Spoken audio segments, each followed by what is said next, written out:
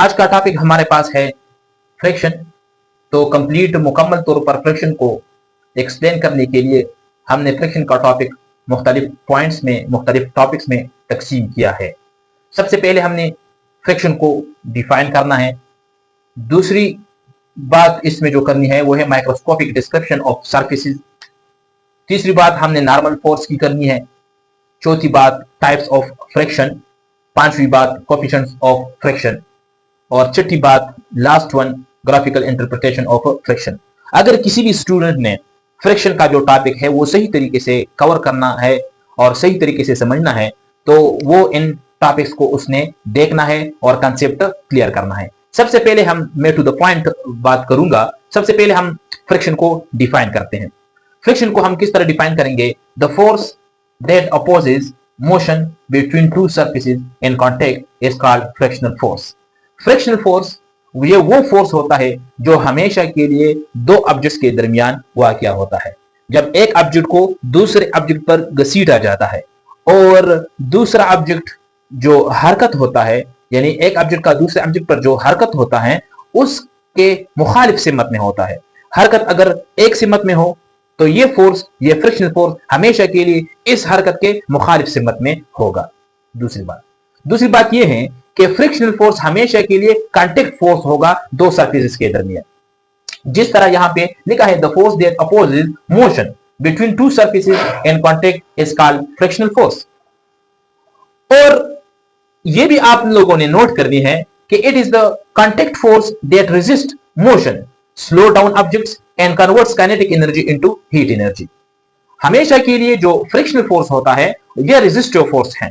ये दो ऑब्जेक्ट्स के दरमियान जो है ये मुजाहिमत पेश करता है। और दूसरी बात यह है कि ये किसी भी ऑब्जेक्ट्स का जो मोशन होता है ये इसको स्लो डाउन करता है, इसकी स्पीड को कम कर देता है हमेशा के लिए, और काइनेटिक एनर्जी को हीट एनर्जी में कन्वर्ट करता है। फॉर एग्जांपल, मिसाल के तौर पर एक ऑब्जेक्ट को दूसरे ऑब्जेक्ट पर घसीटा जाता है तो ये काइनेटिक एनर्जी है। अब ये काइनेटिक एनर्जी हीट एनर्जी में कन्वर्ट होता है। मिसाल के तौर पे अगर आप हैमर को कील पर इस तरह मारते हैं तो इसमें एक बिजली पैदा होती है, चमक पैदा होता है। ये चमक क्या है? ये चमक असल में काइनेटिक एनर्जी हीट एनर्जी में कन्वर्ट हुआ है। तो फ्रिक्शनल फोर्स हमेशा के लिए क्या करता है कि ये काइनेटिक एनर्जी को हीट एनर्जी में कन्वर्ट करता है। और फ्रिक्शन को हम स्मॉल एफ से जाहिर करते हैं। एक कैपिटल एफ है जिसका मतलब है फोर्स, जो हमने डायनामिक्स में डिफाइन किया है। एक स्मॉल एफ है। स्मॉल एफ से मुराद फिजिक्स में क्या होगा? Frictional force. Frictional force vector quantity है क्योंकि ये इस वजह से वेक्टर क्वांटिटी है, इसके लिए डायरेक्शन की जरूरत है कि अगर एक तरफ बॉडी हरकत करता है तो ये फ्रिक्शनल फोर्स हमेशा के लिए उस मोशन के मुखालिफ सिमत में होता है। इसका मुखालिफ सिमत क्या है? ये डायरेक्शन है और ये इसलिए ये फ्रिक्शनल फोर्स हमारे पास वेक्टर क्वांटिटी है। इसका यूनिट क्या होगा? इसका यूनिट न्यूटन होगा। इसके बाद दूसरे टॉपिक की तरफ हम जाते हैं, माइक्रोस्कोपिक डिस्क्रिप्शन ऑफ सरफेस। इसका मतलब क्या है? इसका मतलब ये है कि हमारे पास दो किस्म के सरफेस होते हैं। एक रफ सरफेस जिसको हम इस तरह लिखते हैं, इस तरह रफ सरफेस, इस तरह, और एक स्मूथ सरफेस। अब ये स्मूथ सरफेस है और ये रफ सरफेस है। लेकिन अगर हम माइक्रोस्कोपिक स्टडी कर ले, यानी माइक्रोस्कोप के जरिए से हम इसको देख ले, खुरदरापन तो इसमें ऑलरेडी मौजूद है, रफ सरफेस तो ऑलरेडी है। लेकिन अगर हम स्मूथ सरफेस को भी माइक्रोस्कोप के जरिए से देख ले तो ये इस तरह स्मूथ नहीं है, बल्कि इसमें भी क्या है? इसमें भी खुरदरापन मौजूद होता है, यानी ये भी इस तरह रफ होता है। और इस रफनेस की वजह से क्या प्रोड्यूस होता है? फ्रिक्शन फोर्स मौजूद होता है। यानी इस रफनेस की वजह से अगर स्मूथ सरफेस को भी हम ले ले, एक सरफेस भी स्मूथ है, दूसरा सरफेस भी स्मूथ है, और अगर एक दूसरे पर हम इसको घसीटा जाए तो फिर भी फ्रिक्शनल फोर्स मौजूद होता है। वो क्यों मौजूद होता है? वो इस वजह से मौजूद होता है कि अगर इस स्मूथ सरफेस को भी हम माइक्रोस्कोप के जरिए से देख ले तो इसमें भी क्या है? खुरदरापन मौजूद है, और इस खुरदरापन मौजूद होने की वजह से फ्रिक्शनल फोर्स पैदा होता है। ये तो माइक्रोस्कोपिक स्टडी हुआ। फिर हम स्टडी करने जा रहे हैं नॉर्मल फोर्स। देखो, अगर एक ऑब्जेक्ट है और वो ऑब्जेक्ट नीचे की तरफ आ रहा है तो इसका मतलब यह है कि जमीन जो है, अर्थ, ये अपनी तरफ खींच रहा है, और उस फोर्स को, जिस फोर्स के जरिए से ये अपनी तरफ खींच रहा है, तो उसको कहा जाता है वेट। इसको वेट कहा जाता है, और वेट हमेशा के लिए डाउनवर्ड डायरेक्शन में होता है। मिसाल के तौर पर यह मेज है और इस मेज पर एक बुक पड़ा हुआ है। तो अब ये बुक पर एक फोर्स नीचे की तरफ होता है और उस फोर्स को वेट कहा जाता है। अब इस वेट के मुखालिफ सिमत में इस किताब पर दूसरा फोर्स अप्लाई हो रहा है और वो इस वेट के मुखालिफ सिमत में है और वो ऊपर की तरफ होता है, उस फोर्स को कहा जाता है नॉर्मल फोर्स। अब एक ऑब्जेक्ट है मिसाल के तौर पर और वो मेज पर पड़ा हुआ है, ये ना नीचे जा रहा है ना ऊपर जा रहा है, तो इसका मतलब ये हुआ कि यहां पे वेट फोर्स और नॉर्मल फोर्स क्या है, बराबर है, इक्वल है मैग्नीट्यूड में।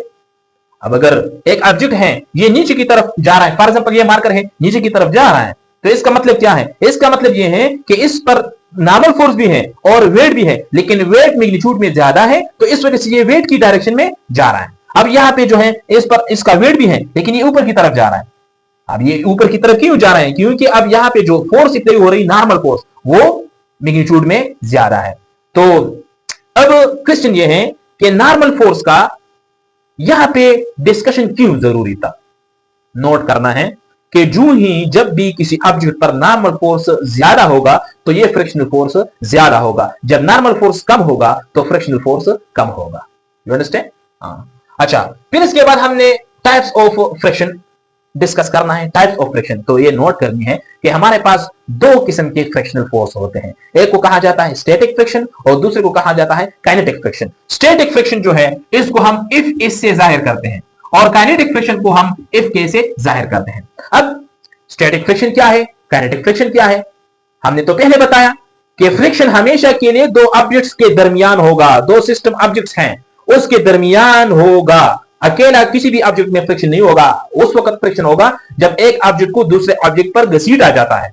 अब एक ऑब्जेक्ट को दूसरे ऑब्जेक्ट पर घसीटा जाता है, फर्ज करें मिसाल के तौर पर मैं यहां पे एक मिसाल लेता हूं कि फर्ज करें ये मेज है और इसके ऊपर एक ऑब्जेक्ट पड़ा हुआ है जिसका मास m है, इस पर फोर्स इफ अप्लाई किया जाता है, अप्लाइड फोर्स इफ। जब इस पर इफ अप्लाई किया जाता है और ये ऑब्जेक्ट नहीं जा रहा, इसका मतलब यह है कि ये फोर्स अब कम है और इसके दरमियान जो फ्रिक्शनल फोर्स है वो ज्यादा है, तो इस वजह से वो इस फोर्स की डायरेक्शन में नहीं जा रहा। तो अब जब नहीं जा रहा तो इसका मतलब यह है कि इसके दरमियान इस एक ऑब्जेक्ट और दूसरे ऑब्जेक्ट के दरमियान जो फ्रिक्शन है वो हमारे पास स्टैटिक फ्रिक्शन कहलाता है। अब वो स्टैटिक फ्रिक्शन है। जब ये फोर्स मजीद ज्यादा किया जाता है तो फिर इसके बाद क्या होता है कि ये ऑब्जेक्ट मोशन स्टार्ट करना शुरू कर देता है। जब ये मोशन शुरू कर देता है तो फिर इसके दरमियान फोर्स होगा, फोर्स ऑफ फ्रिक्शनल। उस फोर्स ऑफ फ्रिक्शन को कहा जाता है काइनेटिक फ्रिक्शन, यानी इफ के फिर उस वक्त काइनेटिक फ्रिक्शन होगा। जी, इसमें एक पॉइंट है, इस स्टैटिक फ्रिक्शन का मैक्सिमम पॉइंट जिस पॉइंट से काइनेटिक फ्रिक्शन स्टार्ट होता है या जिस पॉइंट से ऑब्जेक्ट मोशन स्टार्ट कर लेता है, उस maximum point of static friction को कहा जाता है लिमिटिंग फ्रिक्शन। यानी इफ इज मैक्सिमम जो है इसको कहा जाता है लिमिटिंग फ्रिक्शन, इसको लिमिटिंग फ्रिक्शन कहा जाता है। अब आप समझ चुके हैं कि स्टैटिक फ्रिक्शन कौन सा फ्रिक्शन होता है, जब भी कोई ऑब्जेक्ट जो है वो रेस्ट फॉर्म में हो और उस पर अप्लाइड फोर्स अप्लाई किया जाता है ताकि इसमें हरकत आ जाए और फिर भी ऑब्जेक्ट हरकत नहीं कर रहा, तो उस वक्त इन दो ऑब्जेक्ट्स के दरमियान स्टैटिक फ्रिक्शन होगा। और जब अप्लाइड फोर्स ज्यादा किया जाता है और फिर ये बॉडी जो है वो मोशन स्टार्ट कर लेता है तो फिर उसके दरमियान भी फ्रिक्शन होगा, लेकिन उस फ्रिक्शन को फिर हम काइनेटिक फ्रिक्शन कहेंगे। अच्छा, फिर इसके लिमिटिंग फ्रिक्शन किसे कहते हैं, जब भी स्टैटिक फ्रिक्शन का वो लिमिट, वो पॉइंट जहां से ये बॉडी मोशन स्टार्ट कर लेता है, उस मैक्सिमम पॉइंट को जहां पर स्टैटिक फ्रिक्शन मैक्सिमम होता है, उस पॉइंट को कहा जाता है लिमिटिंग फ्रिक्शन। अच्छा, ये भी कोएफिशिएंट ऑफ फ्रिक्शन इंपॉर्टेंट है। एक हमारे पास है इफ इज मैक्सिमम, यानी स्टैटिक फ्रिक्शन का मैक्सिमम पॉइंट, यानी वो पॉइंट जहां पर स्टैटिक फ्रिक्शन मैक्सिमम हो उसको कहा जाता है लिमिटिंग फ्रिक्शन या इफ इज मैक्सिमम। ये हमेशा के लिए नॉर्मल फोर्स के डायरेक्ट रिलेशन होगा। इफ इन, अगर नॉर्मल फोर्स ज्यादा होगा, फॉर एग्जांपल मिसाल के तौर पर ये ऑब्जेक्ट है और इस पर फोर्स इफ अप्लाई किया जाता है और ये नहीं जा रहा, और फिर जब फोर्स ज्यादा किया जाता है तो फिर मोशन स्टार्ट कर लेता है। अब अगर मैं यहां पे कुछ मास और मजीद रख लूं, तो जब मैं मास रखूंगा तो ये इसका वेट ज्यादा होगा और फिर जब इसका वेट ज्यादा होगा तो इसके मुखालिफ सिमत में जो फोर्स होगा नॉर्मल फोर्स वो भी ज्यादा होगा। जब नॉर्मल फोर्स ज्यादा होगा तो फिर अप्लाइड फोर्स ज्यादा पड़ेगा इस पर ज्यादा फोर्स अप्लाई होगा ताकि इसमें मोशन आ जाए। तो इसका मतलब ये हुआ कि अगर नॉर्मल फोर्स इस पे ज्यादा होगा, इस तरह, तो फिर इस पर अप्लाइड फोर्स भी ज्यादा होगा। जब अप्लाइड फोर्स ज्यादा होगा तो इसका मतलब है कि यहाँ पे जो इसके दरमियान फ्रिक्शन है, स्टैटिक फ्रिक्शन, वो भी ज्यादा होगा। तो इसका मतलब ये हुआ। अच्छा, अब फिजिक्स में हम इस तरह करते हैं कि इस डायरेक्ट रिलेशन को खत्म करने के लिए हम कांस्टेंट लगाते हैं, कांस्टेंट। तो हमने कांस्टेंट लगाया, और कांस्टेंट क्या है यहाँ पे जो हमारे पास कांस्टेंट है वो है म्यू। इसको म्यू कहा जाता है, म्यू इस एफ एन। और mu s is equal to किसके बराबर होगा? F is maximum divide by F N. हम प्रैक्टिकली भी इसको कर सकते हैं। प्रैक्टिकली अगर हम इस maximum force of static friction को नॉर्मल फोर्स पर तकसीम करें तो हमारे पास म्यू एस आता है। और म्यू एस क्या है? It is the static coefficient of static friction. अच्छा, फिर इसके बाद हम काइनेटिक फ्रिक्शन की तरफ अगर हम जाएं तो काइनेटिक फ्रिक्शन क्या है? If K is directly proportional to F N. वही प्रोसेस है जिसके लिए, यानी स्टैटिक फ्रिक्शन के लिए जो था, वही प्रोसेस काइनेटिक फ्रिक्शन के लिए भी है। यहां पर भी हम क्या करते हैं कि अगर हम इसको यानी इस रिलेशन को हम खत्म करते हैं तो यहाँ पे हमने कांस्टेंट लगाना है। तो कांस्टेंट क्या है? एफ एन है। यहाँ पे एफ के और यहाँ पे कांस्टेंट जो है वो म्यू के एफ एन, और म्यू के इज इक्वल टू एफ के डिवाइड बाय एफ एन। अब अच्छा, यहाँ पे एक जरूरी पॉइंट आपने नोट करना है, हमेशा के लिए जो स्टैटिक फ्रिक्शन होता है वो ज्यादा होता है, यानी म्यू इस म्यू के से हमेशा ज्यादा होता है। क्यों? वो इस वजह से ज्यादा होता है कि स्टैटिक फ्रिक्शन ज्यादा होने की वजह से ये हरकत नहीं कर रहा, लेकिन जो ही ये हरकत स्टार्ट कर लेता है तो काइनेटिक फ्रिक्शन होता है। तो फिर काइनेटिक फ्रिक्शन जो है इन दो ऑब्जेक्ट्स के दरमियान जो है वो फ्रिक्शन कम होता है। तो इस वजह से अगर आप इस टेबल को देख ले, इस टेबल में क्या है? स्टैटिक फ्रिक्शन दो ऑब्जेक्ट्स का क्या है? ज्यादा है, और काइनेटिक फ्रिक्शन क्या है? कम है। तो स्टैटिक फ्रिक्शन हमेशा के लिए क्या होगा? कम होगा। अच्छा, फिर ग्राफिकल इंटरप्रिटेशन ऑफ फ्रिक्शन है। तो